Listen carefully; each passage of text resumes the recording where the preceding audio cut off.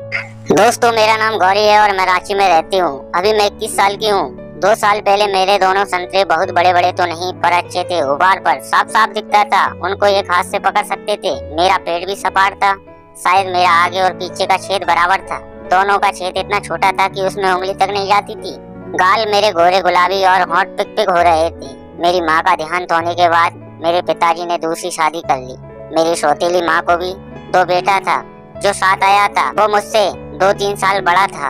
उनकी नजर मेरे आगे और पीछे रहती थी। उनकी बहसी निगाहें मुझे हमेशा घूरती रहती थी, पर मैं इन सबको इग्नोर करती रहती थी। मैं कभी उन्हें महसूस नहीं होने देती थी कि उनकी बहसी निगाहों को मैं महसूस कर रही हूँ। एक दिन की बात है, मेरे सौतेली माँ के फादर का डेथ हो गया तो मम्मी पापा और मेरा छोटा सौतेला भाई कबीर तीनों वहाँ चले गए। घर में मैं और मेरा बड़ा सौतेला भाई नरेश थे। रात को नरेश मेरे लिए समोसा और कोल्ड ड्रिंक लाया। मैं बहुत खुश हो गई कि चलो आज मेरा भाई मेरे ऊपर तरस खा रहा है, वरना इस घर में मुझे धुतकार के अलावा मुझे मिला ही क्या था। उसने कहा, मेरी प्यारी बहन, आज मैं तेरे लिए लाया हूँ। मैं समोसा खा के कोल्ड ड्रिंक पी ली, पर मुझे स्वाद कुछ अच्छा नहीं लगा था कोल्ड ड्रिंक का। मैंने नरेश से पूछा, भैया इसका स्वाद अलग है। इतना कहते कहते मेरी आंखें बंद होने लगी और मैं बेड पर लेट गई। मैंने कहा, भैया मुझे ठीक नहीं लग रहा है।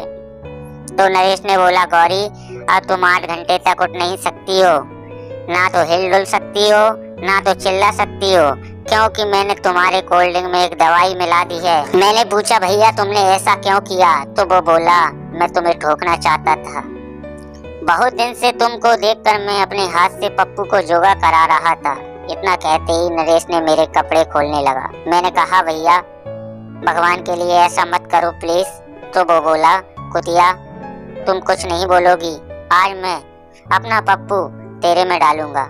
और वो मेरे सारे कपड़े उतार दिए।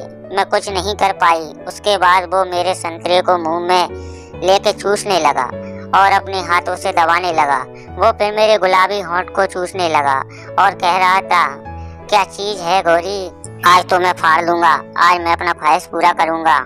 वो मेरे दोनों टांगों के बीच बैठ के जीभ से चाटने लगा और उंगली घुसाने की कोशिश करने लगा। मुझे दर्द भी हो रहा था, पर मैं कुछ नहीं बोल पा रही थी। फिर वो मेरे पीछे से अपना उंगली घुसा दिया और जोर जोर से अंदर बाहर करने लगा। फिर वो मेरे होंठों को और संतरे को दबाने लगा। फिर अपना पप्पू को निकाला। मैं डर गई उसके पप्पू को देखकर, क्योंकि उसका पप्पू बड़ा मोटा काला लंबा था।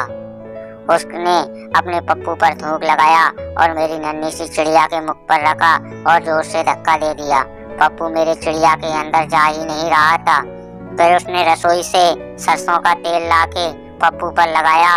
फिर से वो ट्राई किया, मेरे कंधे को पकड़ लिया और चिड़िया पे रख के फिर जोर से धक्का दिया। अब नरेश का मोटा पप्पू मेरी चिड़िया को फाड़ते हुए अंदर चला गया। मेरी आंखों से आंसू निकल गए। मैं तड़पने लगी, पर वो रुकने का नाम नहीं ले रहा था।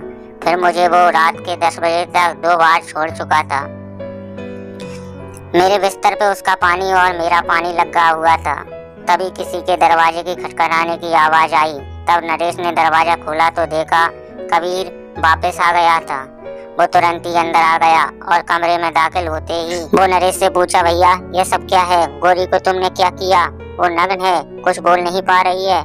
मैं सब बात को सुन रही थी। तभी नरेश ने बोला, आज मेरा सपना पूरा हो गया कबीर, आज मैंने इसकी चिड़िया फाड़ दी। तो कबीर बोला, आपने ऐसा क्यों किया? मैं गौरी को ठोकने वाला था। मैं पहले इसका चिड़िया फाड़ना चाहता था, तभी तो मैंने बहाना बना के वापस आ गया। नरेश बोला कि चल कोई बात नहीं, तुम पीछे से ले लो, मैंने तो चिड़िया का कौवा बना दिया। तो कबीर बोला, चल ठीक है, मैं पीछे की सील पहले तोड़ता हूँ। और फिर कबीर ने भी मेरे पीछे को फिर आगे को रात भर वो दोनों मुझे बीच में सुलाया और दोनों तरफ से बारी बारी से ठोकते रहे। फिर क्या था, मैं सुबह उठी तो बोली कि मैं ये सारी बात पापा को बता दूंगी। तो कबीर और नरेश ने मेरा वीडियो बना लिया था। उन्होंने कहा कि यदि तुम पापा से कहोगी तो हम दोनों ये वीडियो वायरल कर देंगे। फिर क्या था दोस्तों, अब क्या करती मैं? वो आज तक अपनी मर्जी से मेरे साथ कर रहे हैं। कैसे मैं इन सौतेले भाइयों से छुटकारा पाऊं, मुझे आप जरूर बताना। कैसी लगी ये मेरी कहानी कमेंट करके जरूर बताना और वीडियो को लाइक कर जाना और चैनल को सब्सक्राइब कर जाना। मिलते हैं अगली कहानी में, अगले वीडियो में। तब तक के लिए जय हिंद, जय भारत, वंदे मातरम।